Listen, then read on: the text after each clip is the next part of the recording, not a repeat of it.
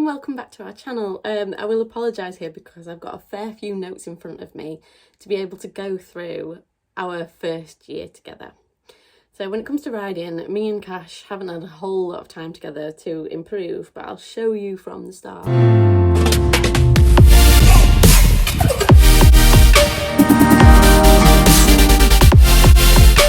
Before I share this with you, I would ask that you watch with kindness.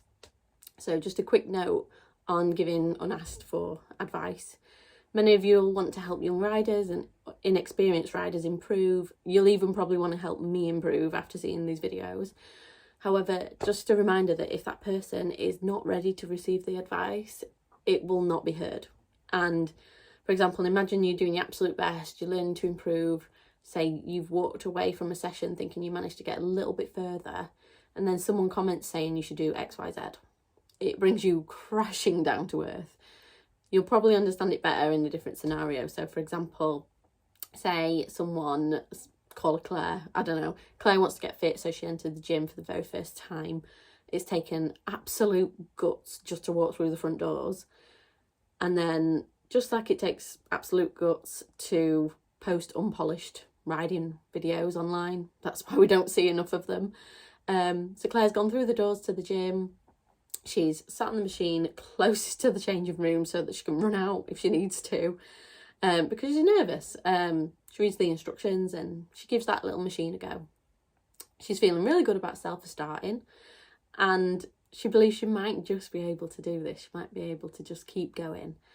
And the gym's not so bad after all.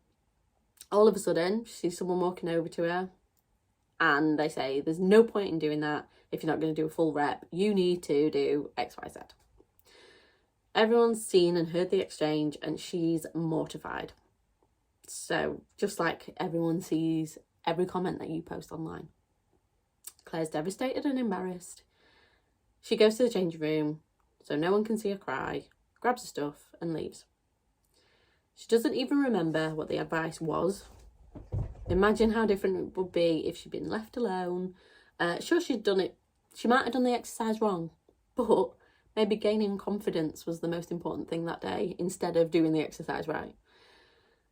You know, or even that person could have even said, hiya, would you like some help? You know, there's a big difference between advice being forced upon you and it being offered. Claire would have had the opportunity to, one, decide if she was open to criticism, and two, prepare herself if she was. So chances are the advice would have then been productive because Claire would have felt supported rather than criticised. The way you speak to people matters even online. So just like that, even though I'm posting this and I'm aware some people will say I've opened myself up to criticism. Sure, I have, but there's a right way to do it. You can offer advice or even say, hey, would you like some help with this particular thing? And, you know, I may say no, and you can respect that. And usually if I say no, the reason is because I'm concentrating on something else right now and I don't have the mental capacity to concentrate on two things at once. It's not an offensive thing. It's not me being rude to you. It's just that I can't handle all of it in one go. And, you know, learning is messy and you can only do bits of it at once. You can't do everything all in one go. Things will look messy until you put the puzzle pieces together. Anyway, here we go. So this is a clip from July 2021 and me and Cash are attempting to learn our first dressage test. I'm aware how horrible it looks.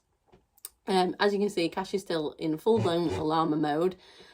He's still only a few weeks off the track here, and I'm just all over the place with stirrups too long and hands too shaky.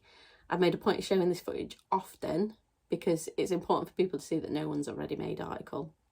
Still not. Hands held up, still not. As a teacher, I always want people to see what learning looks like, and it's not supposed to look good. So try little things, they either work or they don't, kind of like an experiment.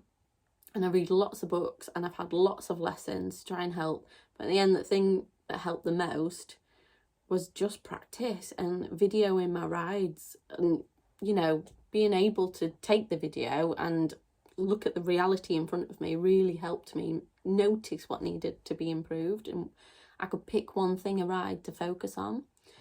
You know, you got to remember, when your body's used to moving a certain way, it feels normal even if it's wrong. So that's why the videos were so helpful.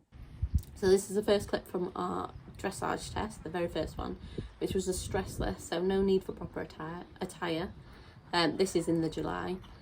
It's kind of here where I figured out that I'd always been taught to rise with the words up and down, and it took a very long time to unlearn that, and instead adopt more of a forward and back movement, and I'm still struggling with that to this day, to be honest, and the idea of rising too high.